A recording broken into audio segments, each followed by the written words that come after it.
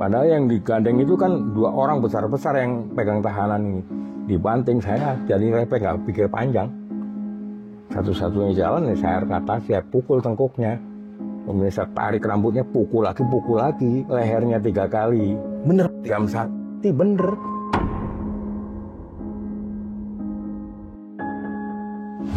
Informasinya tidak ada pasukan kawan di sana. Jadi salah koordinasinya di situ. Waktu juga gitu, ya kan. Waktu yang katanya masih jam 5 ternyata sana udah hampir jam 7. Begitu. Itu yang Bapak lihat perkiraan yang gugur ada sekitar berapa, Pak? Wah, ratusan. Ratusan? Ratusan.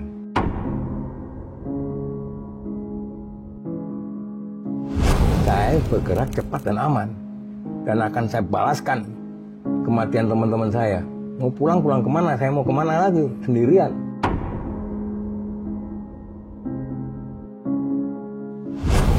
Itu tiba-tiba dengar mobil itu dari arah selatan ya. Tai Besi namanya. Tai Besi itu asrama mereka, Pretelin itu. Gudang peluru segala macam ada di situ. Kamu dorong menuju ke arah saya. Samping kanan kantor gubernur itu. Akhirnya begitu saya ngambil, saya nggak mau lari, saya hadang ya, kan. Di situ saya tembak itu satu pickup isinya kurang lebih 6 orang. Nah, saya tembak habis di situ. Mati semua? Mati semua.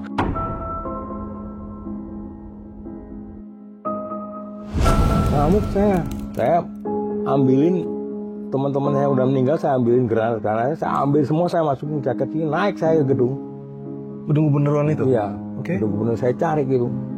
Pintunya saya jepolin sampai granatnya tiap ruangan. Sambil lari sendirian saya.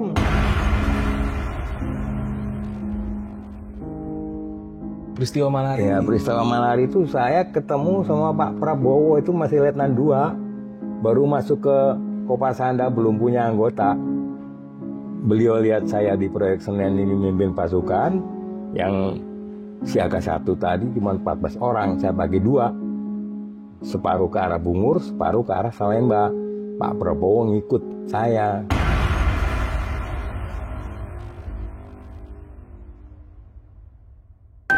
belum cukup dan saya selalu bilang itu saya dari pertimbangan dari bawah belum sampai kuat belum.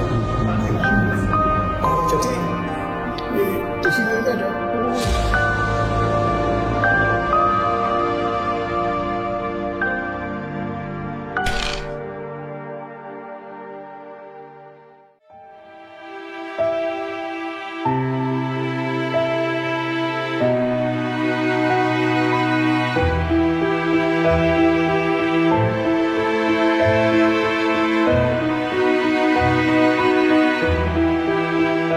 Tim Jelajah Malam mendatangi salah seorang purnawirawan RPKAD yang akan menceritakan perjalanan hidupnya sebagai seorang prajurit pasukan khusus.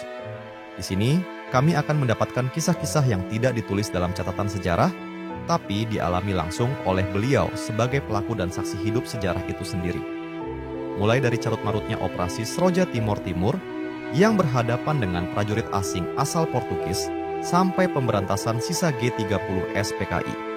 Pengejaran gerilyawan komunis Kalimantan, Perang Aceh, juga perseteruan antar matra yaitu RPKA dan KKO Marinir yang mengakibatkan banyak korban jiwa di masa lalu. Kisah ini akan menjadi pelajaran perjalanan bangsa kita dari kacamata seorang prajurit sejati.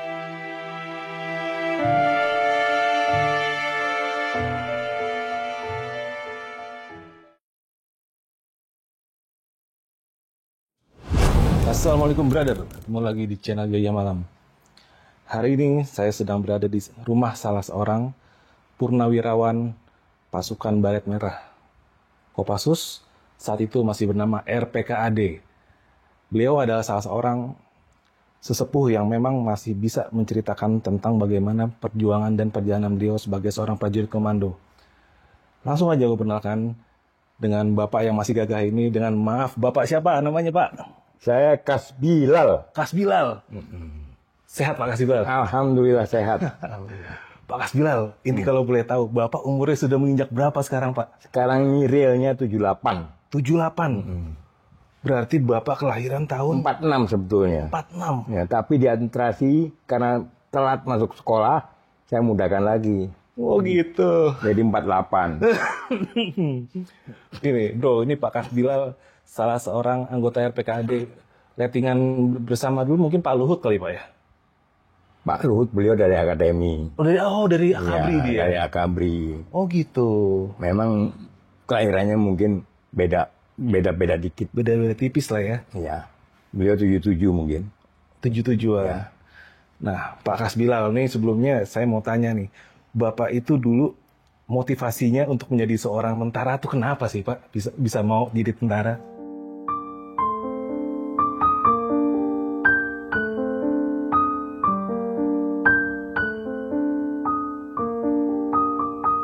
Pak Kasbilal adalah Ketua Legiun Veteran Tangerang.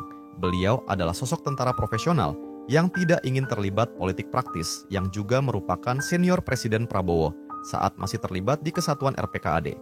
Banyak operasi militer, mulai Dwi Kora, Timur Timur, Aceh, dan lain-lain sempat beliau rasakan. Kami akan mengungkap perjalanan sejarah yang akan diceritakan dari perspektif Pak Kasbilal sebagai prajurit Angkatan Darat RPKAD, yang mungkin tidak akan kita dapatkan dari buku-buku sejarah. Semoga kisah ini membuka kisah yang sebenarnya.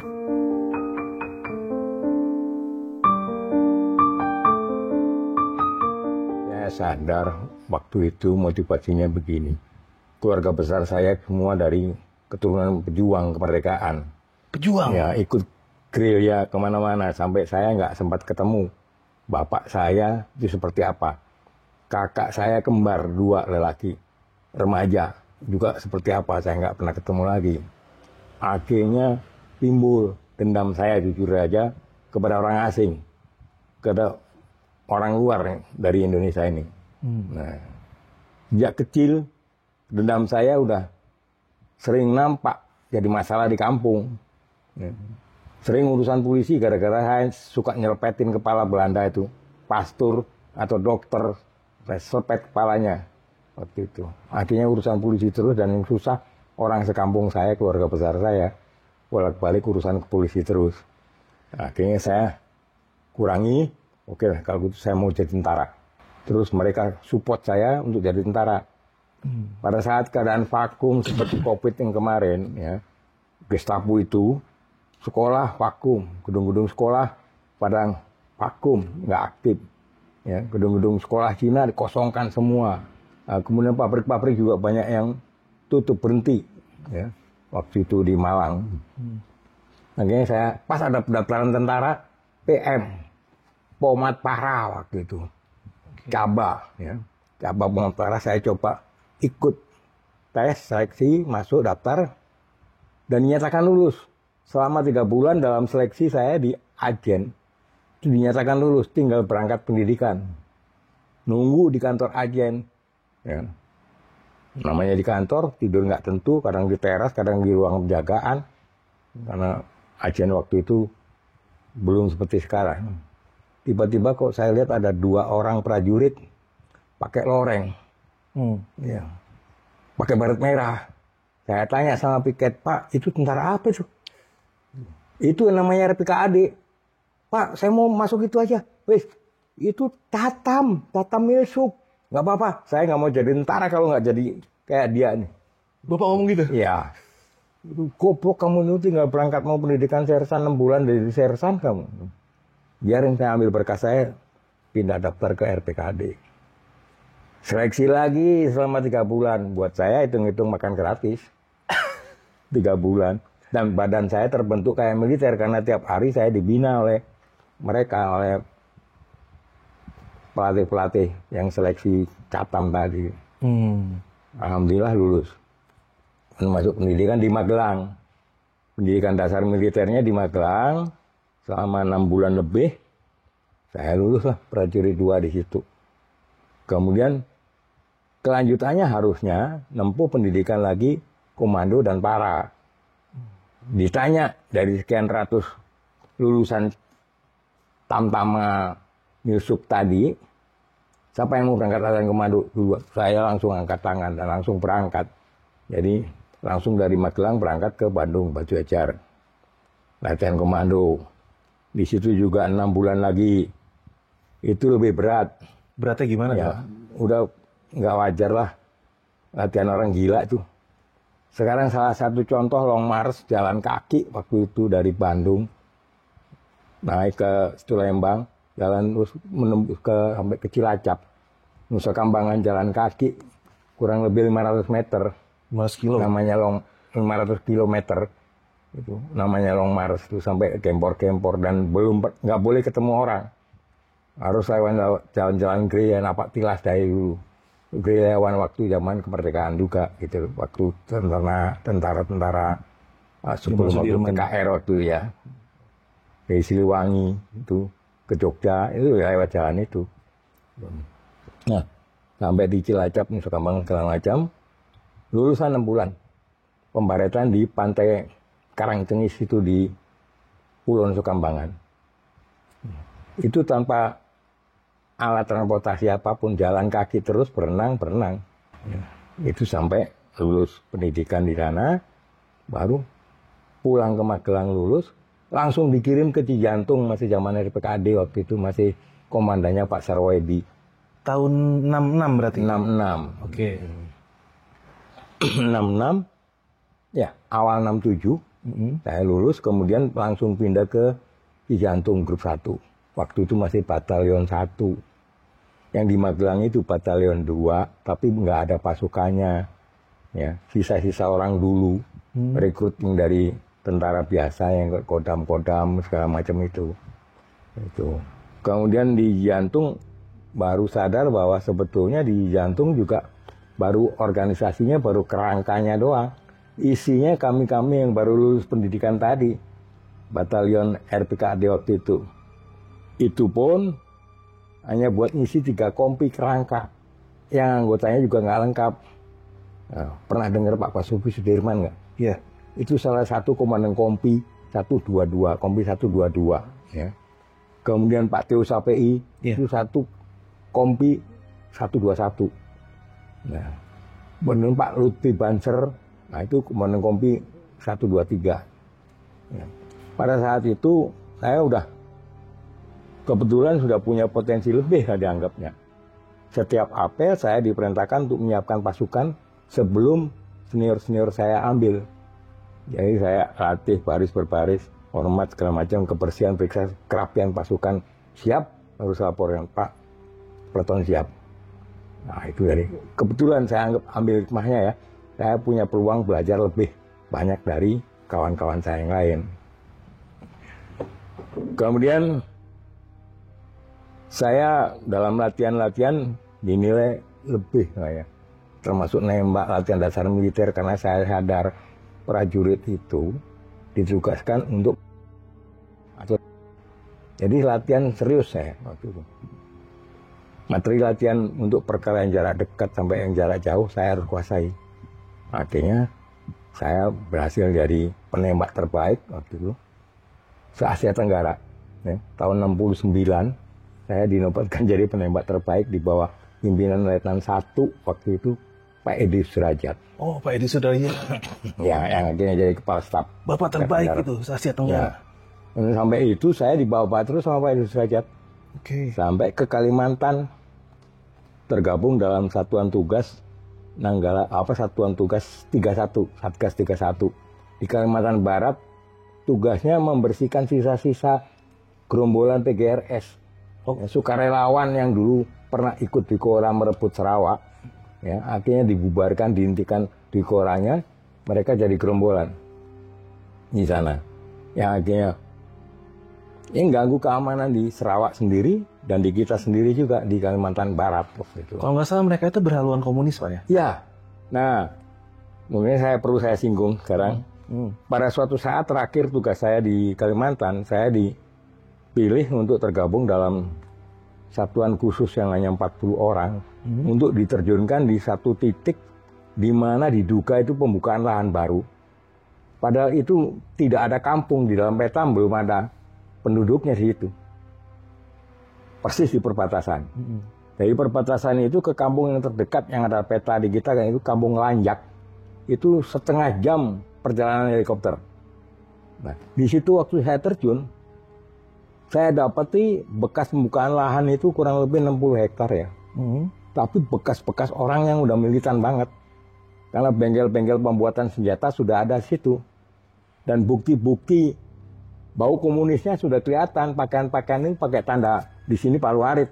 Oke. Merah tanda pangkatnya. Jadi saya ingatkan di situ, saya sadar bahwa migrasi mereka dari dulu, sejak zaman Majapahit. Makanya Gajah Mada itu punya semangat mempersatukan Nusantara, sehingga kemerdekaan Republik Indonesia ini ya nggak ada cara lain kecuali bersatu. Itu bukti imigrasi mereka sudah dari dulu. Bahkan Gus Dur aja pernah ngakuin bahwa dia mungkin keturunan Chinese. Jangan-jangan saya juga termasuk. Gitu ya. Dan itu memang benar ya Pak? Maksudnya orang-orang PGRS ini rata-rata etnis Chinese. Betul, ya? betul. Dan sekarang kita bandingkan dengan keadaan sekarang. Sekarang banyak Cina di mana-mana. Dulu nggak ada Cina. Tingkat kecamatan aja nggak ada. Jarang sekali ya. Sekarang di kampung-kampung pelosok semua Cina. Kalau ditanya, tertutup mereka.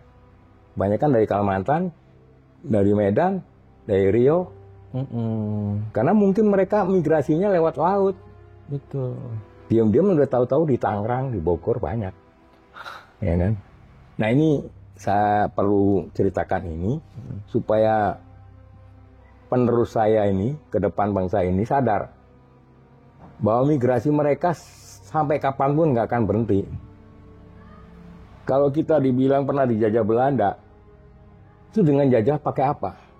Mereka juga migrasi seperti itu dengan cara dagang, ya kan? Segala macam. Akhirnya kita katanya ngomong dijajah. Padahal kita yang bodoh. Kita belum bisa dagang. Ya. Seperti sekarang.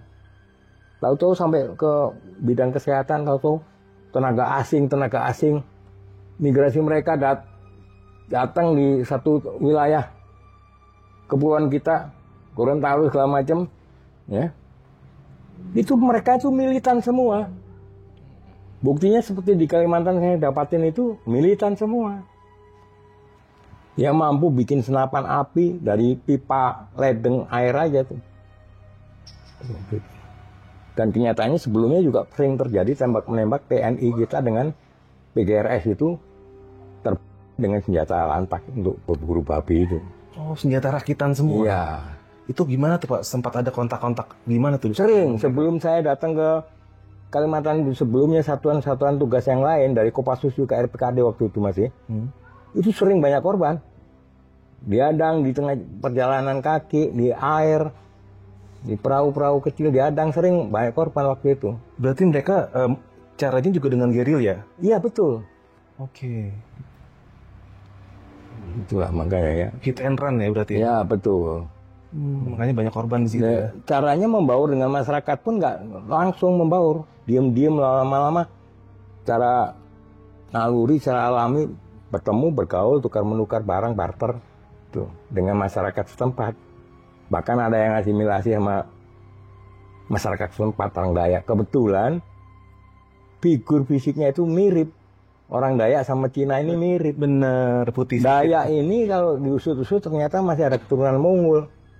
Nah, Cina yang masuk itu juga ada keturunan Mongol. Gitu. Ternyata mirip. Dan sampai sekarang jangan-jangan Kalimantan itu sudah penuh masyarakat Cina itu. Kita sampai sekarang nggak sadar. Karena kita tugas operasi seperti itu aja tertutup. Apa nggak disiarkan. Nggak. Rakyat itu pada nggak tahu. Ada operasi gerombolan PGRS, Paraku, Kalimantan Utara. Ya, macam. Ini intinya sebetulnya semua kita hebohnya ini gara-gara pengaruh dari luar. Ya, ambisi mereka untuk menguasai Nusantara itu dengan cara migrasi tadi pelan-pelan, dengan motivasi dagang segala macam, tahu-tahu banyak. Dan kita tahu budaya orang Cina itu ya, kerukunannya, toleransinya, ya, hormatnya ke leluhurnya luar biasa. Tuh. Begitu enak dipanggil lah saudaranya yang belum sampai ke sini. Apalagi sekarang ada di antara kita yang jadi pengkhianat. Mereka turun dari pesawat, alasannya katanya tenaga asing, tahu-tahu udah punya KTP. Yang terjadi sekarang ya? Yang terjadi sekarang, ya kan? Itu makanya saya ingatkan kepada anak-anak kita, ya bangsa kita ini ke depan nanti jangan kaget. Migrasi itu sendiri kalau kita ngomong dari agama, ada perintahnya bertebaran kalian di permukaan bumi untuk mencari rezeki kalian, kan betul? Nggak salah. Tapi caranya, ini yang kita nggak cocok. Nggak cocoknya sebetulnya karena kita sendiri yang salah. Kita kelewat ramah, kelewat toleran dengan pendatang. Kelewat ya? Ya. Dulu zaman Bung Karno saya pernah dengar. Ya. Kuasai negaramu, jaga negaramu. Kuasai sejengkal tanah pun jangan sampai dikuasai orang asing. Ya. Bersatu. Akhirnya tercipta di Pancasila kan ada persatuan Indonesia. Sekarang kita hebohnya nih, sekarang berebut karena nggak bersatu. Tanpa sengaja, saya orang itu, ternyata saya dapat penghargaan tanda jasa prajurit teladan. Siapa yang Bang? kan itu kepala gerombolan dukun di sana sebetulnya, tapi sebetulnya yang rutin hubungan sama gerombolan. Jadi informannya gerombolan, mata-mata gerombolan ke kita lah. Gerombolan apa ini Pak? PGRS Paraku. Oh PGRS. Oke. Jadi yang kasih informasi ke PGRS, kita ada di mana, berapa orang, mau kemana, segala macam. Dia ini. Mata-mata. Ya, ketangkep sama rombongan Pak Edi Sudrajat. Waktu itu baru pulang dari Sarawak ya. Nah, karena gerombolan ini, si tokoh ini berontak mau ngerebut senjata, saya refleks. Saya kejar, saya pukul. Ternyata di situ. Padahal yang digandeng itu kan 2 orang besar-besar yang pegang tahanan ini. Dibanting saya, jadi refleks nggak pikir panjang. Satu-satunya jalan ya saya ke atas, saya pukul tengkuknya. Kemudian saya tarik rambutnya, pukul lagi, lehernya 3 kali. Padahal sebelumnya saya biasanya mukul batu. Latihan saya mukul batu. Jadi powernya masih power mukul batu. Iya betul, saya nggak sadar. Pantesan pada teriak-teriak Pak. Saya akhirnya yang ditarik, diumpetin sama kawan-kawan saya. Udah jadi jam 11 siang lah. Bener? Jam 1, bener. Jam 1 siang saya dijemput pakai helikopter itu dibawa ke Pontianak. Disiapkan untuk upacara 5 Oktober tadi untuk hadiah prajurit teladan tadi. Rupanya ini yang tanpa saya sadari memupuk prestasi saya. Ya. Banyak penghargaan lagi, dispensasi sekolah segala macam keluar waktu itu. Nah, akhirnya saya harus sekolah sersan. Pulang dari sana, saya di Jantung tahun 72-73, saya berangkat cabang di Rindam Jaya itu, sekolah sersan. Pulang dari sana 73-74 itu ada kejadian malari. Oh, peristiwa malari. Ya, peristiwa malari itu saya ketemu sama Pak Prabowo, itu masih Letnan 2, baru masuk ke Kopasanda, belum punya anggota. Beliau lihat saya di proyek Senen ini memimpin pasukan, yang siaga 1 tadi cuma 14 orang, saya bagi 2. Separuh ke arah Bungur, separuh ke arah Salemba. Pak Prabowo ngikut saya. Itu. Saya selain pasukan, Pak, Bapak aja yang pimpin kaki itu. Enggak Pak, Bapak aja, saya ikut Bapak. Seperti itu. Dan saya akhirnya oleh beliau itu dibawa terus, diajak terus malah. Ikutlah, begitu udah waktunya pasukan pulang, saya nggak boleh pulang sama beliau. Kenapa? Dibawa pulang tidur di rumah dia di Kertanegara itu. Saya baru tahu kalau beliau itu anaknya Pak Mitro. Pak Sumitro. Tadi Bapak nggak tahu? Saya nggak tahu tadinya, kan beliau baru masuk. Oh iya. Ya. Ternyata anak Pak Mitro, dan dari situ saya lihat ambisi beliau, karakter dan kepintaran, kecerdasan dia, itu saya tahu gitu. Kira-kira ke arah politiknya lebih dominan gitu. Karena waktu itu ternyata beliau lebih tahu suasana politik, kenapa ada malari, beliau lebih tahu dari saya. Saya diajak ke komplek DPR segala macam, ada apa urusannya ke DPR segala macam, saya nggak tahu. Terus saya suruh jadi bos, beliau yang lupirin. Gitu. gitu. Jadi saya kenal Pak Prabowo itu di situ. Kemudian dari situ selesai. Tahun 75 dalam keadaan siaga terus udah 4 bulan berturut-turut siaga 1 terus. Kopassus itu waktu Kopasanda ya. ada isu informasi bahwa akan ada penugasan ke timur-timur. Itu. Oh, ini sebelum kita mendarat ke sana ini. Ya.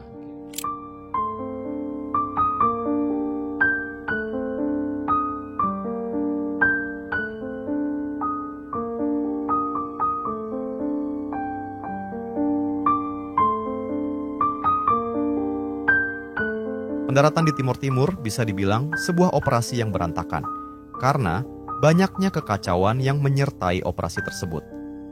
Mulai dari penerjunan payung yang sudah terlalu terang, mengakibatkan pihak musuh dapat melihat pendaratan pasukan penerjun payung sampai banyak yang gugur saat belum mencapai daratan. Lakas Bilal menjadi saksi hidup brutalnya pertempuran tersebut yang mengakibatkan banyaknya korban jiwa yang seharusnya tidak terjadi. Di sana pasukan dikejutkan dengan adanya legiun asing yang memberikan perlawanan bersama Fretilin. Tapi pasukan Kopassus berhasil memukul mundur mereka dan menguasai keadaan, walau ditebus dengan harga yang sangat mahal. Inilah kisah heroik pasukan kita.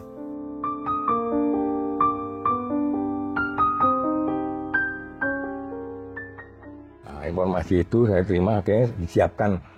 Sering kali latihan itu diwujudkan dengan alarm. Alarm di asrama kita kumpul cepatnya. Itu dihitung berapa menit bisa kumpul.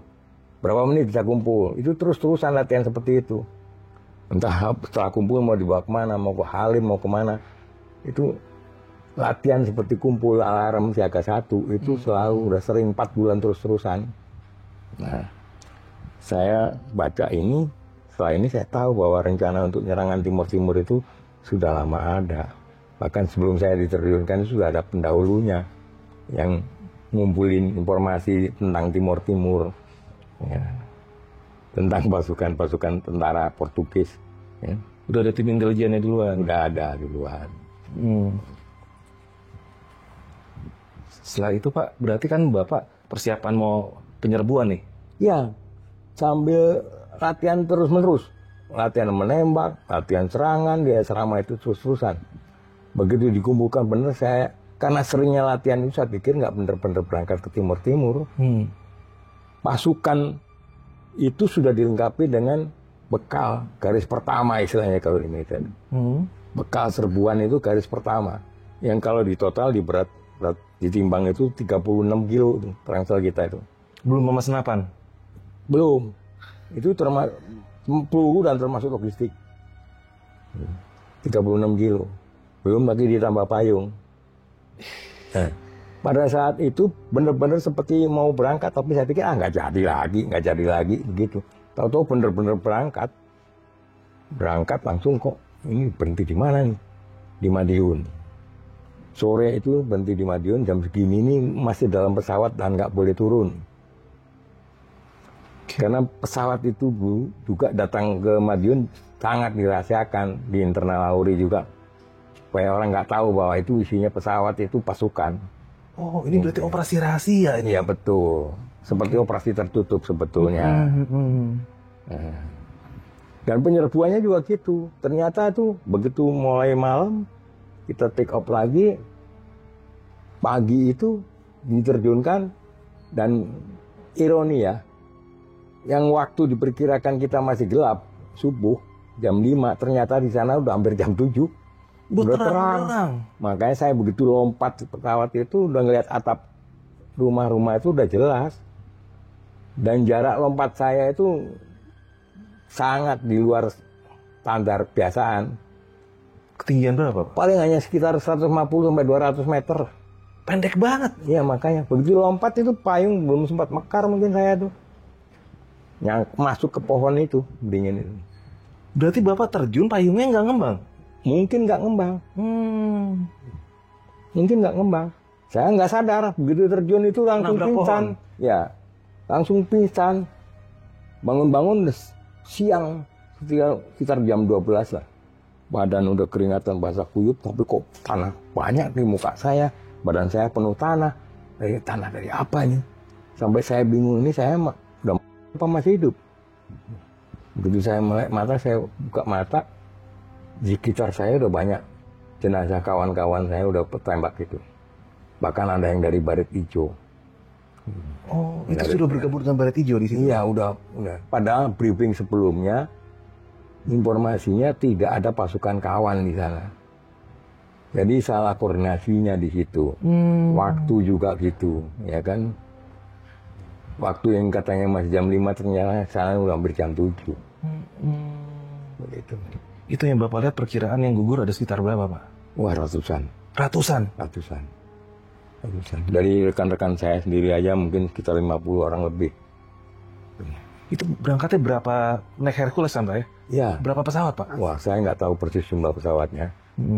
Waktu itu yang saya tahu hanya kita terbagi ada kompi A dan kompi B. Kompi A itu dipimpin oleh Pak Atang Sanjaya. Kemudian kompi B itu Pak Luhut Binsar Panjaitan. Masih letnan 1 beliau tuh. Ya. Pak Atang Sanjaya juga letnan 1. Komandannya Pak Kito, Letkol Kito. Itu. Apa betul Pak saat itu katanya pesawatnya Pak Luhut ketembak, akhirnya dia muter balik, dia nggak turun? Saya dengar seperti itu. Gitu bener ya? Iya, dengar. Jadi pesawat itu sampai akhirnya mendarat di Bakau. Tapi mungkin tadinya rencananya saya nggak tahu ya, sifatnya rahasia ya. Tadinya mungkin diterjunkan di Dili atau di Bakau, saya nggak tahu. Tapi akhirnya mendarat di Bakau yang saya dengar. Karena pesawat itu tertembak. Oke. Tuh. Berarti tadi balik lagi di saat Bapak sadar dan melihat sudah banyak mayat rekan-rekan itu langsung baku tembak? Ya, saya akhirnya punya prinsip saya harus bergerak cepat dan aman. Dan akan saya balaskan kematian teman-teman saya. Mau pulang kemana, saya mau kemana lagi, sendirian, kan gitu. Nah, saya lihat ini gedung kayaknya kalau teman saya udah banyak yang tewas, berarti di gedung atas ini banyak orang. Ternyata itu kantor gubernuran. Di belakang kantor gubernur saya jatuh. Pada saat saya lari berlindung di bawah atap balkon itu, saya ketemu komandan detasemen saya, Pak Atang Srisna. Saya kasih tahu Pak Atang Srisna, Pak jangan ke situ Pak, itu killing ground itu Pak. Saya dari situ tadi itu saya udah ditembakin habis-habisan di situ, dan itu ada jenazah teman-teman udah banyak. Ya. Tapi beliau diem aja. Ya, cuma gitu doang. Padahal senjatanya aja masih disandang di depan sini. Masih dilipat, akal lipat itu. Pak, jangan kena.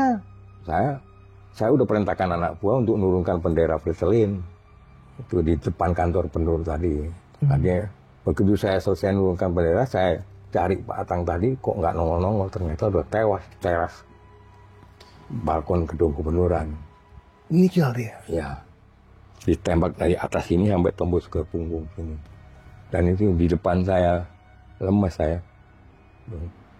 Saya akhirnya mengambilkan senjatanya, jam tangannya saya serahkan ke kelompok komando batalion waktu Satgas waktu itu, ke Pak Bagio. Dan itu saksinya sampai sekarang masih ada. Dr. Asep Emak ini sekarang tinggalnya di Palem sini, tapi nggak mau dia ikut veteran. Sampai sekarang udah tua beliau itu, tapi masih praktek di rumah sakit Kodar Islamic Center. Berarti pas Pak Atang ketemu Bapak itu belum ketembak dia awalnya? Belum. Masih hidup. Saya tarik itu rangselnya. Pak, jangan ke sana, Pak. Saya tarik lagi. Iya. Nah, terus dia tuh melipir ke bawah tembok ini kan ada atap balkon kayak gini kan. Saya pikir udah aman. Nggak taunya malah nekat, malah mungkin mau keluar itu lewat jenazah teman-teman pada banyak di lapangan mungkin. Saya udah ingetin. Itu saya cari kok lama nggak kelihatan batang saya. Udah ngeletak di teras tadi tempat saya narik rangselnya. Setelah itu Pak, Bapak ngapain tuh pas setelah Pak Atang meninggal itu? Saya ngamuk lah. Ngamuk saya. Saya ambilin teman-teman saya udah meninggal, saya ambilin granat-granatnya, saya ambil semua, saya masukin jaket ini, naik saya ke gedung. Gedung gubernuran itu? Iya. Oke. Gedung gubernur saya cari gitu. Pintunya saya jepolin sampai granatnya tiap ruangan. Sambil lari. Sendirian saya nunggu siapa. Nah. Bapak sendirian ngajak-ngajak? Sendirian ngajak-ngajak. Begitu saya turun, kok nggak ada perlawanan, kok nggak ada tanda-tanda perlawanan. Saya turun lagi, ke bawah lagi, saya ketemu masyarakat biasa, kayaknya keturunan Tionghoa, Cina, Taiwan rupanya. Angkat tangan, saya suruh masuk, ngumpet udah, karena dia nggak bawa apa-apa kan. Akhirnya begitu saya habis ketemu itu, saya berhenti di jalanan, berlindung di belakang pohon flamboyan itu cuman gede tubuh saya nih. Itu tiba-tiba dengar mobil itu dari arah selatan ya, Tai Besi namanya. Tai Besi itu asrama mereka Pretelin itu. Gudang peluru segala macam ada di situ. Menuju ke arah saya. Samping kanan kantor gubernur itu. Akhirnya begitu saya ngambil, saya nggak mau lari, saya hadang ya. Di situ saya tembak itu satu pickup isinya kurang lebih 6 orang. Udah. Saya tembak habis di situ. Mati semua? Mati semua. Ternyata komandan pertuan saya di belakang saya dari pinggir laut, di belakang pagar catur jalanan itu kan. Saya mau bantu, takut kena kamu lah. Waduh, jangan ngomong lah Pak. Saya bantai itu 6 orang itu. Saya dapat senjatanya 3 pucuk stand gun itu. Waktu itu saya umpetin di atas pohon beringin itu. Alhamdulillah itu manfaatnya waktu saya latihan keras di basis. Banyak latihan nembak segala macam. Bahkan balon terbang saya suruh tembak itu. Kepakai banget itu Pak ya? Itu. Jadi saya nggak ada nembak nggak kena itu nggak ada istilahnya. Setelah itu saya ketemu beberapa orang anak buah, tapi bukan anak buah langsung. Karena junior saya perintahkan turunkan bendera Pretelin itu. Turunkan bendera. Saya nggak mau ngomong Pretelin itu, nggak tahu saya itu bendera itu. Jadi 3 warna terus ada bintangnya itu. Saya ganti bendera saya. Merah putih yang dari rumah. 90, 90, 90 ukuran bendera itu ada tulisannya. G1 nomor 10. Rumah nomor saya itu diganti situ. Nah benderanya saya suruh bawa anak buah saya junior saya itu bendera Pretelinnya itu. Tropas apa? Benderanya apa? 3 warna pokoknya. Nah menarik Pak. Tropas ini dia berarti ex didikan Portugis ya? Ya. Dan ini orang Timur asli atau masih ada? Campur. Oh berarti benar ya. Berarti memang itu masih ada ibaratnya tentara asing ya? Iya. Oke. Tentara asing kenapa? Saya berapa kali dapat itu pergelangan tangannya ini segede kaki ini nih, kaki saya nih. Oh besar ya. Jadi berapa kali saya orang itu selalu disergap terus. Saya dari situ kan terus sama-sama rame-rame bebasin, menguasai kota Dili lah ya. Gudang pelurunya saya rebut, penjara saya jebol pakai forklift. Karena penjara pasti musuhnya musuh, kan gitu kan. Lawan tidak lawan adalah kawan. Ya, artinya dari TPO itu, saya punya TPO itu, begitu dari penjara itu 150 orang. Ikut bantu saya ikut bawa bot. Warga asli sana berarti ya? Asli sana, yang orang asli sana. Ikut saya. Terus mereka kasih tahu, Pak ini gudang mesiu, gudang peluru, gudang ini. Ajak nyerang sama saya. Padahal saya baru 3 orang organik Kopasandanya 3 orang. Saya bawa 150 orang dari penjara itu kurang lebih.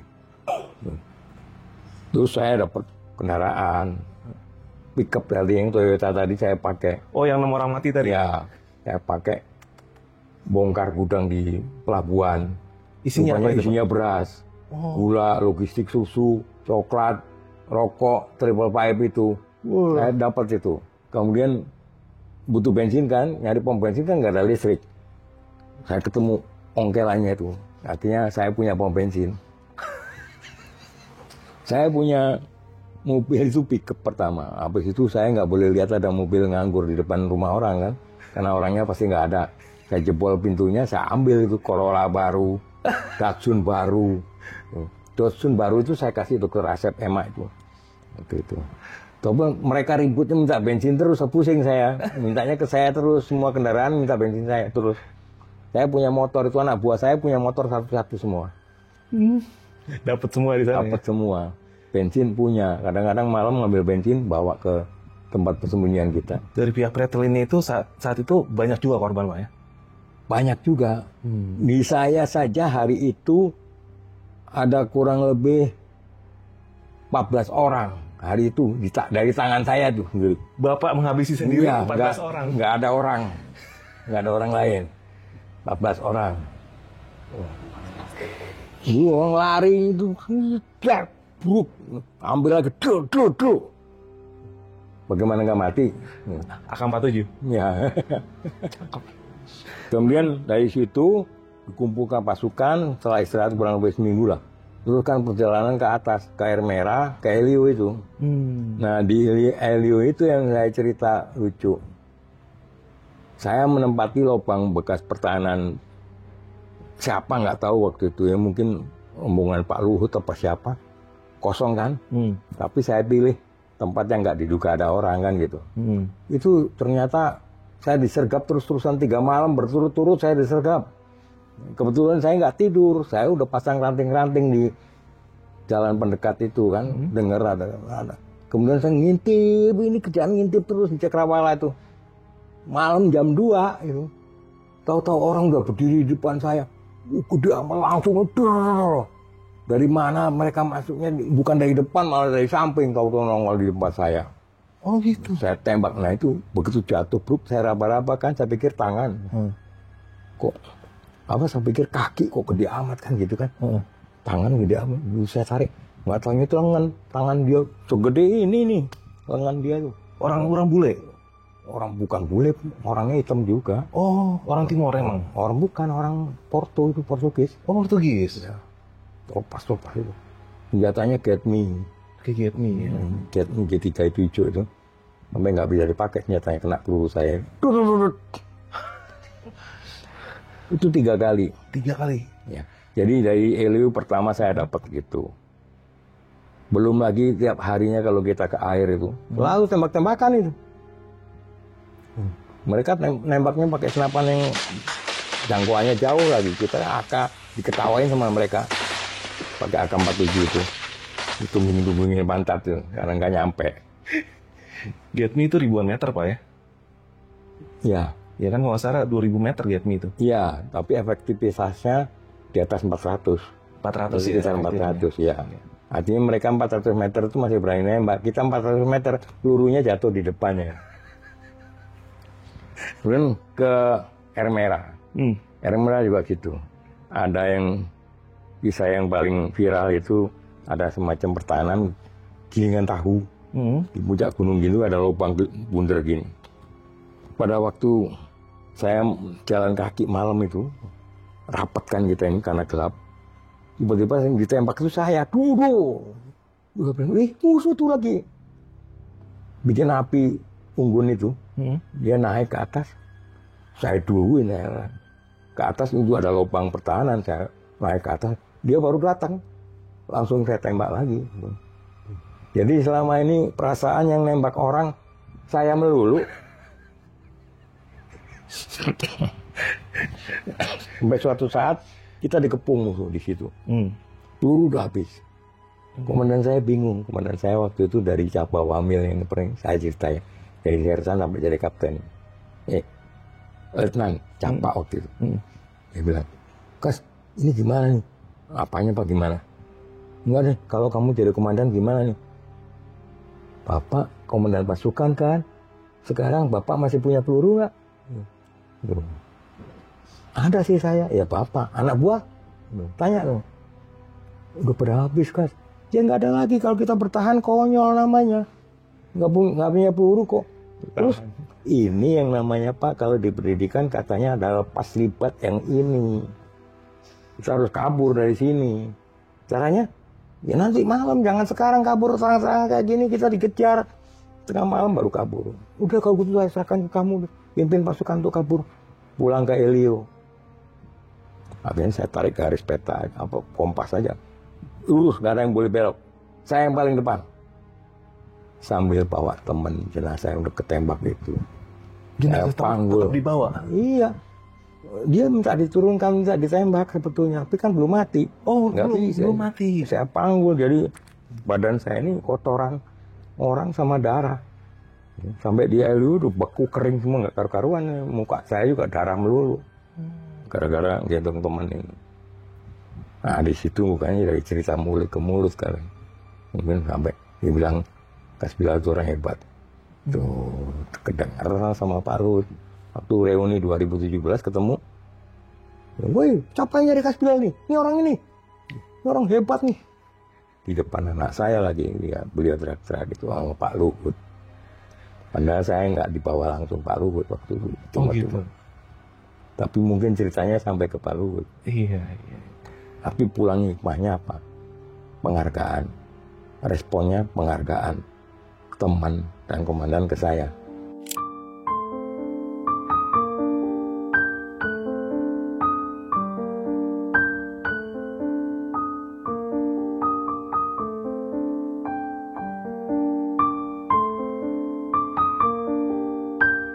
Pak Kasbilal kembali dari Timur Timur mendapatkan banyak penghargaan dan promosi karena keberaniannya.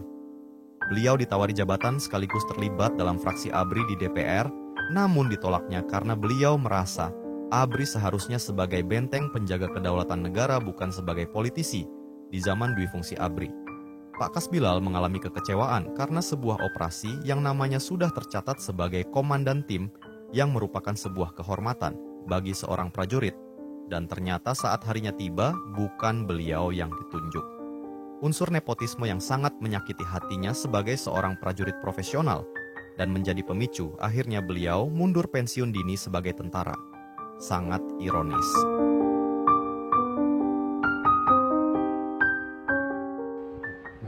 Pulang dari Timur Timur, saya bergabung sama Pak Sapri Samsudin itu ke Magelang jemput pasukan yang belum dikirim ke Cijantung, belum disiapkan untuk ke Timur Timur. Nah, setiap penyiapan pasukan saya terlibat lagi, nembak lagi, Melatih nembak. Itu ya dari dulu. Setiap tim untuk pengamanan KBRI Belanda aja saya yang 4 kali menyiapkan. Padahal setiap 2 tahun waktu itu ganti orang, yang KBRI Belanda. Kecewanya saya terakhir nama saya tercantum jadi komandan tim. Tapi ternyata yang berangkat orang lain. Malu saya. Oh gitu. Itu kehormatan saya, tugas itu kehormatan. Bukan soal materi, soal apa. Nah, di situ mulai ngambek. Percuma saya selama ini ngelatih mereka terus-terusan. Setiap kali pasukan mau ke timur saya terlibat. Udah gitu kalau di basis juga teriak-teriak, jadi ngelatih karate. Saya ngambek saya.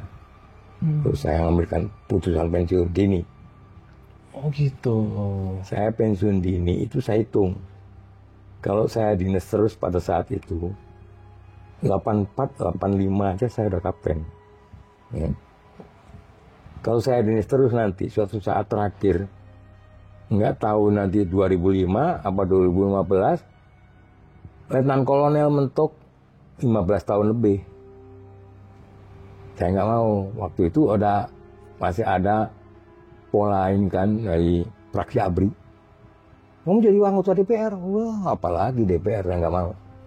Nah ini prajurit, nggak ada pikiran macam-macam. Masih zamannya fungsi ABRI berarti ya? Ya. Kemudian saya di Kodam, masa-masa transit saya nunggu pensiun, itu di Kodam. Itu nggak boleh pensiun. Diiming-iming naikin pangkat, kamu sekarang naik pangkat, bisa sekarang. Kamu jadi wakil Garnison Jakarta Barat. Waktu itu kasus-kasus, semua kasus, politik, ekonomi, kriminal, segala macam, Laksus yang nangani. Belum polisi. Polisi belum ada kemampuan kayak sekarang. Makanya saya nggak mau. Kuburan Cina digusur, jadi real estate. Laksus juga yang gusur, saya nggak mau. Ya diiming-iming, dapat kapling di bubur sana 500 meter, nggak mau. Itu ceritanya. Jadi saya ambil pensiun dini. Makanya ngilang saya ngumpet ini sekarang pensiun ini. Tapi ini yang terbaik yang nonton loh Pak. Nggak apa-apa. Nggak apa-apa. Nggak apa-apa.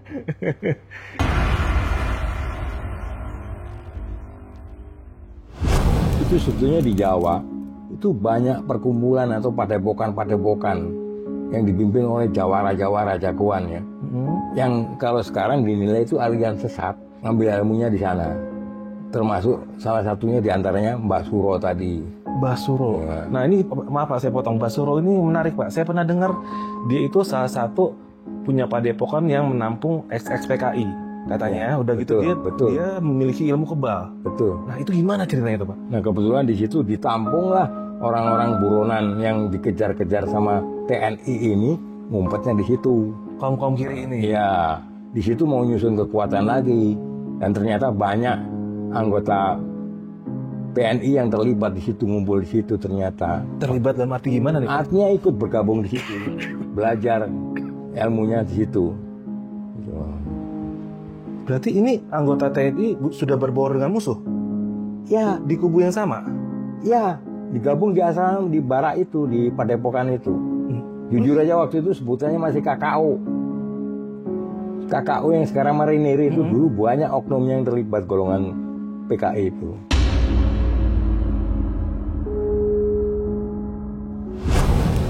Kamu tahu nggak musuh kamu? Nggak tahu kan, kita catam. KKO, kamu tahu nggak? Wah Pak Sarwedi memang udah diceplosin bahwa musuh kita ini KKO. Dan makanya waktu itu perkelahian antara RPKAD dengan KKO itu. Yang di Senen itu ya? Wah itu saya ikut masuk ke Senen itu. Yang dipisahin sama Benny Murdani itu? Ya. Saya ikut. Ada di situ? Ada di situ.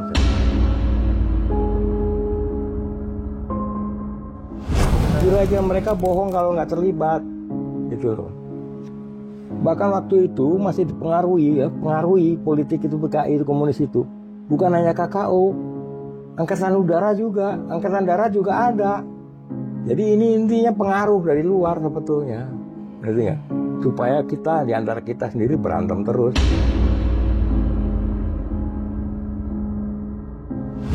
Akhirnya sampai ada yang meninggal saat itu Pak? Iya, banyak. Oh gitu? Bukan hanya Angkatan Darat. Pasus ada, KKO juga ada. Menpor, Brimob, Iya, Menpor. ada yang tembakin sama saya.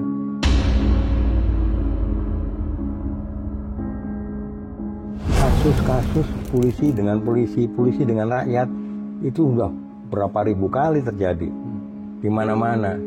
Cari-cari kesalahan orang, bukan benerin salahnya orang.